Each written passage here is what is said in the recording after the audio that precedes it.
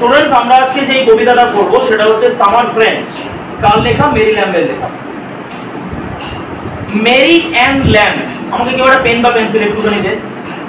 Mary and lamb 1764 থেকে 1847, 1764 থেকে 1847 সাল মেরি ল্যাম্বের জন্ম এবং মৃত্যুর ঘটনা।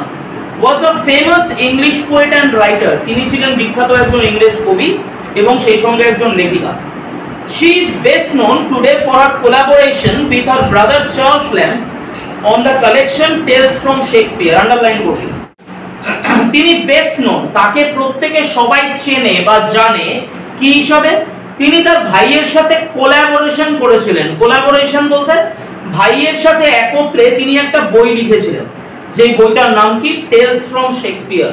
শেক্সপিয়ারের বেশ কিছু নাটক তারা দুই ভাই বোন মিলে তারা কি করেছিলেন? নিজেদের মতন করে ইম্প্রোভাইজ করেছিলেন, লিখেছিলেন। সেই ব্যাপারটার ক্ষেত্রে বলা হয় tales from Shakespeare. She and her brother, তিনি এবং তার ভাই, presided over a literary circle in London, তিনি এবং তার ভাই সভাপতিত্ব করেছিলেন। কোথায় সভাপতিত্ব করেছিলেন? Literary circle. লিটারারি সার্কেল মানে যেখানে কবি সাহিত্যিকদের একটা কি বসতো? ওই গল্পের আসর বসতো। সেই গল্পের আসরের মধ্যে তিনি এবং তার ভাই তারা দুজন প্রিসাইড ওভার, প্রিসাইডের সঙ্গে সবসময় ওভার হয়, এর মিনিংটা হচ্ছে সভাপতিত্ব করা। এবং অ্যাপ্রোপ্রিয়েট প্রিপজিশন অনুযায়ী প্রত্যেকে জেনে রাখবি প্রিসাইডের সঙ্গে কি হয়? ওভার হয়। আবার সবাই মিলে প্রিসাইডের সঙ্গে কি হয়? ওভার হয়। ওকে, তো presided over a literary circle in London, লন্ডনে একটা লিটারারি সার্কেল ছিল that included poets like Wordsworth and Coleridge. যেই লন্ডনের সেই সাহিত্যিকের সার্কেলের মধ্যে বা সাহিত্যিকদের সেই গল্পের আসরের মধ্যে ওয়ার্ডসওয়ার্থ, কোলরিজ, ওয়ার্ডসওয়ার্থের ফুল নাম হচ্ছে উইলিয়াম ওয়ার্ডসওয়ার্থ, কোলরিজের ফুল নেম হচ্ছে স্যামুয়েল টেইলর কোলরিজ। তো এরকম বিখ্যাত বিখ্যাত কবি সাহিত্যিকেরাও তার ভেতরে ছিলেন বা তারা কি করতেন? সেই আসরের মধ্যে অংশগ্রহণ। এইখানে আমরা সামার ফ্রেন্ডস সম্পর্কে পড়ব। সামার ফ্রেন্ডস কি জিনিস? দেখ, সামার ফ্রেন্ডস হচ্ছে বেসিক্যালি একটা ইডিয়াম ধরনের। ইডিয়াম ব্যাপারটা কি? একটা বাগধারা। সামার ফ্রেন্ড তাকে বলা হয় যেই বন্ধুরা সব সময় আমাদের সুখের টাইমে পাশে থাকে আর দুঃখের সময় বা দুঃখের সময় আমাদেরকে ছেড়ে চলে যায়, তাদেরকে বলা হয় সামার ফ্রেন্ড। কি বললাম? যে সকল বন্ধুরা আমাদের ভালো টাইমে কি করবে? আমাদের পাশে থাকবে, কিন্তু খারাপ টাইমে আমাদেরকে ছেড়ে চলে যাবে, তাদেরকে বলা হবে সামার ফ্রেন্ড। মানুষের জীবনে দুটো ফেজ আছে, দুটো দশা আছে। কিরকম দুটো দশা? এক নম্বর হচ্ছে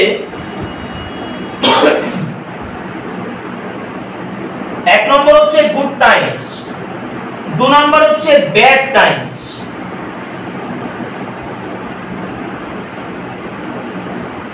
এক নম্বর হচ্ছে গুড টাইমস, দু নম্বর হচ্ছে ব্যাড টাইমস। মানে মানুষের লাইফে বা প্রত্যেকটা মানুষের জীবনে কিছু ভালো মুহূর্ত রয়েছে, কিছু খারাপ মুহূর্ত রয়েছে। ভালো মুহূর্তগুলোর সময় কি হয়? মানুষ প্রত্যেককে পাশে পায়, বিকজ গান আছে আপনা টাইম আয়েগা। তার মানে বিষয়টা হচ্ছে যখন মানুষের ভালো টাইম থাকে তখন মানুষ সবাইকে পাশে পায়, বন্ধু বান্ধব, আত্মীয় স্বজন, এভরিবডি সবাইকে পাশে পায়। যখন খারাপ টাইম থাকে তখন কি হয়? খারাপ টাইমে এই আত্মীয় স্বজনরাই হয়তো ছেড়ে দিয়ে চলে যাচ্ছে, বন্ধু বান্ধবরাই হয়তো ছেড়ে দিয়ে চলে যাচ্ছে, এরকম একটা ঘটনা ঘটে। এইবার বিষয়টা হচ্ছে, ধরে নিলাম এইখানে বন্ধুদের মধ্যে তার 10 জন বন্ধু ছিল, কথার কথা। ফর এক্সাম্পল, একটা মানুষের মধ্যে খুব নিয়ার অ্যান্ড ডিয়ার ফ্রেন্ডস এর মধ্যে দাঁড়িয়ে হয়তো 10 ফ্রেন্ডস, 10 জন বন্ধু ছিল। 10 জনের মধ্যে ভালো টাইমে যখন ছিল তখন 10 জনই ছিল। যখন খারাপ টাইম এলো, কারণ মানুষের জীবনে চ্যালেঞ্জেস আসতেই পারে, খারাপ সময় আসতেই পারে, ফেইলিয়ার্স আসতেই পারে। যখন মানুষটার জীবনে ফেইলিয়ার্স এলো বা খারাপ টাইম এলো, তখন এই 10 জনের মধ্যে থেকে 9 জন মাইনাস হয়ে গেল, পড়ে রইল একজন। তাহলে সেই একজন বন্ধুকে আমরা কি বলবো? A friend in need is a friend indeed। অর্থাৎ বিপদের সময় যে বন্ধু পাশে থাকে সেই বন্ধুই কি হয়? প্রকৃত বন্ধু হয়। ইভেন সংস্কৃত একটা শ্লোক আছে। কি শ্লোক আছে? রাজোদ্ধারে শ্মশানে চ য তিষ্ঠতি সবান্ধব। অর্থাৎ রাজোদ্ধার মানে তুমি যখন রাজার দুয়ার অবধি পৌঁছে গেছো, মানে তোমার হাই টাইম চলছে, খুব ভালো সময় চলছে, সেইখান থেকে দাঁড়িয়ে তোমার জীবনের শেষ অবধি, মানে তুমি যখন শ্মশান যাত্রা করছো, শ্মশান যাত্রা করছো মানে তোমার মৃত্যুর সময়তে তুমি শ্মশান যাত্রা করছো, অথবা তোমার কোনো নিকট আত্মীয় মারা গেছে, তুমি কোনো বন্ধুকে পাশে পাচ্ছ না, কিন্তু একটা বন্ধু তোমার পাশে রয়েছে, যে না আমি তোর যে কোনো পরিস্থিতিতেই পাশে থাকবো, এরকম টাইপের একটা ব্যাপার। যে তিষ্ঠ মানে যে থাকে সেই হচ্ছে তোমার প্রকৃত বন্ধু, এটাই বলা হয়। সামার ফ্রেন্ডস এর ক্ষেত্রেও ব্যাপারটা তাই। তার মানে মানুষের জীবনে যখন চ্যালেঞ্জেস আসে, খারাপ সময় আসে, যে বন্ধু পাশে থাকে সেই বন্ধুকে বলা হয় প্রকৃত বন্ধু। আর যেই বন্ধু সিজনাল ফ্রেন্ড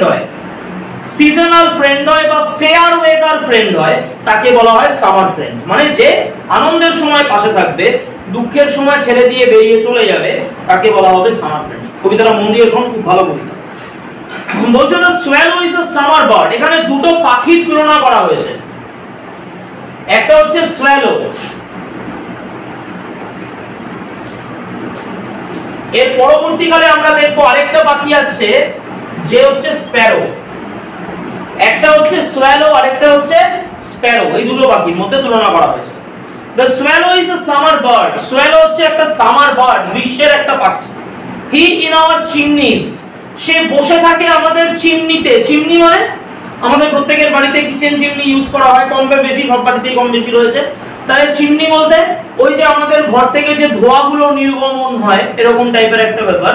সেই ধোঁয়াগুলো নির্গমন যখন হচ্ছে, তখন সে কি রয়েছে, বসে রয়েছে ওই পাশে আস্তে করে, কারণ ওয়েদারটা ভালো। ভালো স্যার, গরম তো আমাদের এখানে সাংঘাতিক পড়ে, তাহলে ভালো ওয়েদার কোথায়?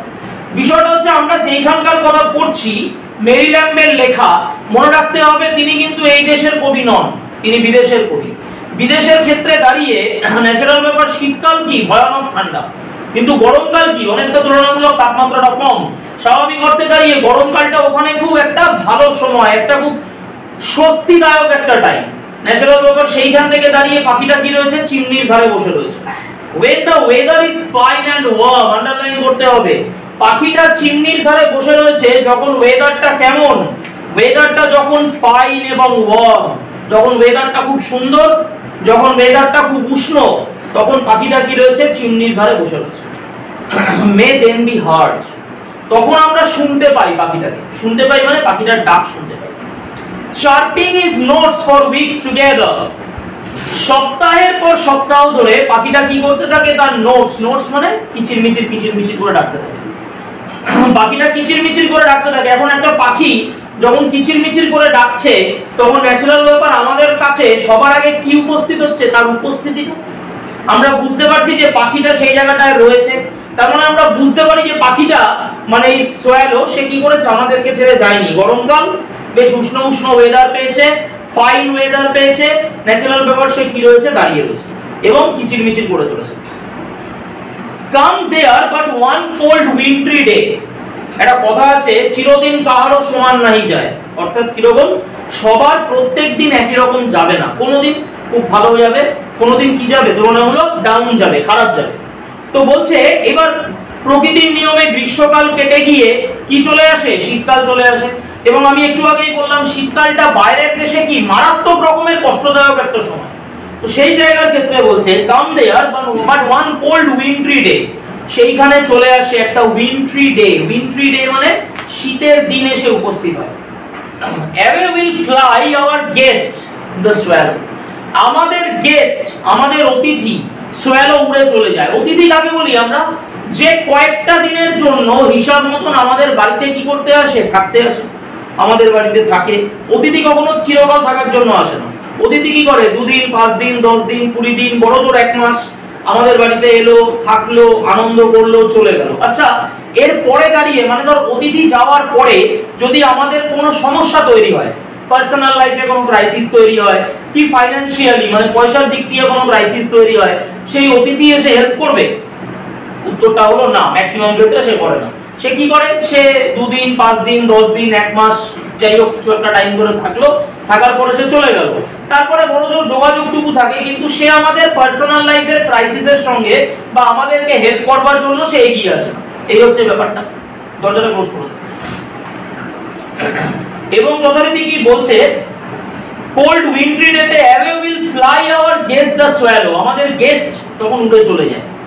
আমাদের গেস্ট সোয়ালো তখন কি করে, উড়ে চলে যায়। and much like him we find the way, এবং তার মতোই আমরা খুঁজে পাই। much like him we find the way, তার মতোই মানে সোয়ালোর মতোই আমরা খুঁজে পাই। কি খুঁজে পাই, দেখাবি লাইনটা, which many a gay young friend will follow. গে, গে মানে হচ্ছে আনন্দিত। প্রচুর আনন্দিত বন্ধুরা কি করে আমাদের জীবনে আসে।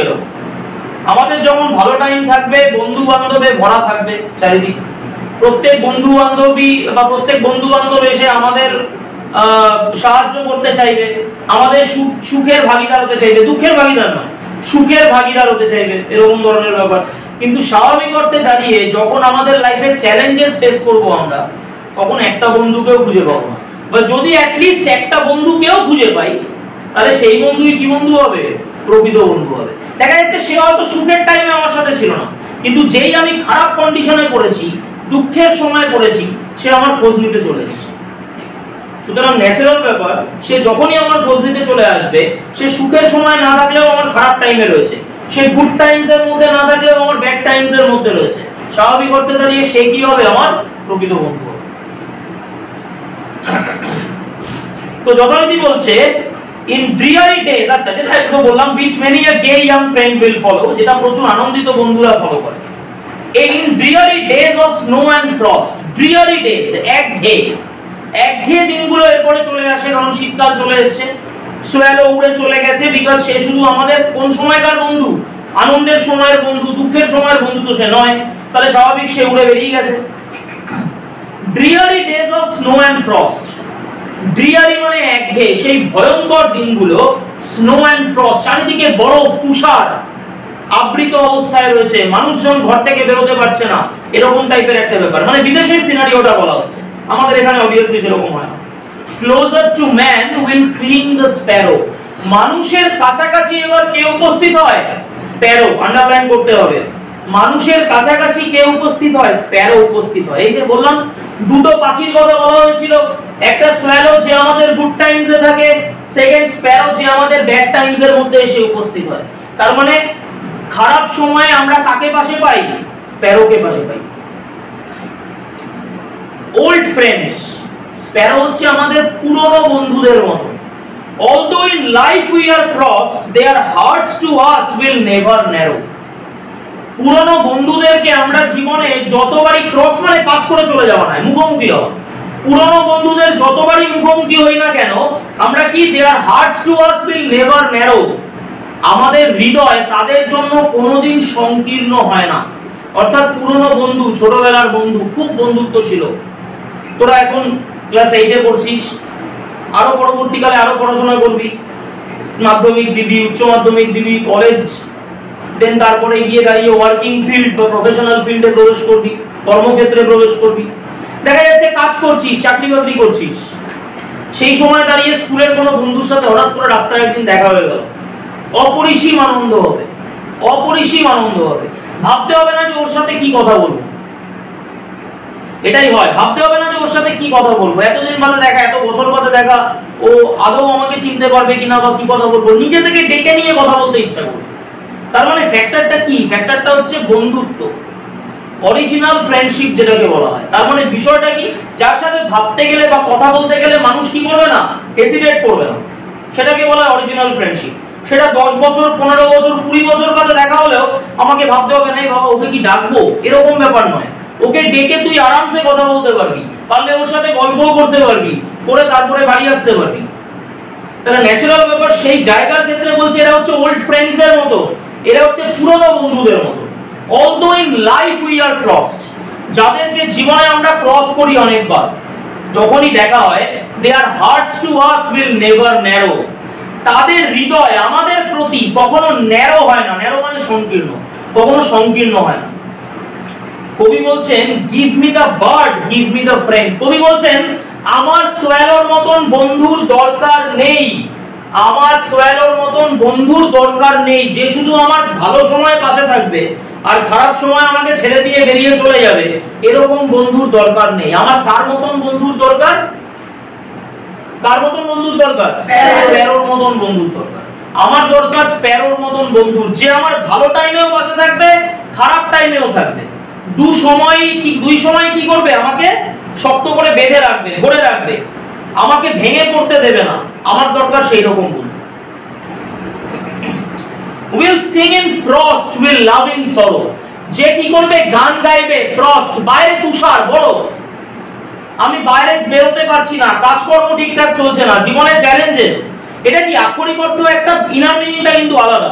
বাইরে বরফ মানে কি, আমার জীবনে চ্যালেঞ্জেস, ফুল অফ চ্যালেঞ্জেস, আমি প্রবলেমের মধ্যে রয়েছি, তবু সে আমার সামনে এসে গান গাইবে। এখানে গান গাওয়া অর্থে আমাকে পিস, আমাকে শান্তি দেবে, আমাকে সোলেস দেবে। সোলেস মানে আমাকে একটা আশ্বাস প্রদান করবে, একটা অ্যাসিওরেন্স দেবে, আরে চিন্তা করিস না, আমি তো আছি পাশে, এই ব্যাপারটা বলবে আমাকে। এবং যথারীতি কি, উইল লাভ ইন সরো, যে আমায় দুঃখের সময়ও ভালোবাসবে। হোয়াটএভার মিসচান্স টুডে মে সেন্ড, আমার উপরে যত বড়ই বিপর্যয় নেমে আসুক না কেন, মানে আজকে আমার ভালো টাইম, আগামী দিনে দেখা যাবে হতে পারে আমার খারাপ টাইম, বা আজকে আমার খারাপ টাইম, কিন্তু সে দেখা যাচ্ছে কি যত বড়ই বিপর্যয় আমার উপর নেমে আসুক না কেন, সে কি করবে, উইল গ্রিট মি, আন্ডারলাইন করতে হবে, will greet me with his side tomorrow, আগামী কালও সে আমাকে গ্রিট করবে, অভিবাদন জানাবে। মানে আমার জীবনে খুব খারাপ সময়, আর বাকি বন্ধু বান্ধবরা চলে গেছে, আমি ভেঙে পড়েছি, আমি একা হয়ে গেছি, সে বলবে আরে কোথায় তুই একা, আমি তো আছি পাশে, কোনো টেনশন নিবি না, দুজনে মিলে যা করার হয় সলভ করে নেব। তার মানে বিষয়টা হচ্ছে উইল গ্রিট মি, সে আমায় অভিবাদন জানাবে উইথ হিজ সাইট, তার দৃষ্টি দিয়ে, টুমরো, আগামী দিন, মানে আমার জীবনের আগামী দিনগুলোতেও যখন আমি ভেঙে পড়বো, সে শুধু আমার দিকে তাকিয়ে গ্রিটিংস করবে, আমাকে অভিবাদন জানাবে, বলবে ভেঙে পড়িস না বন্ধু, আমি তো তোর পাশে রয়েছি।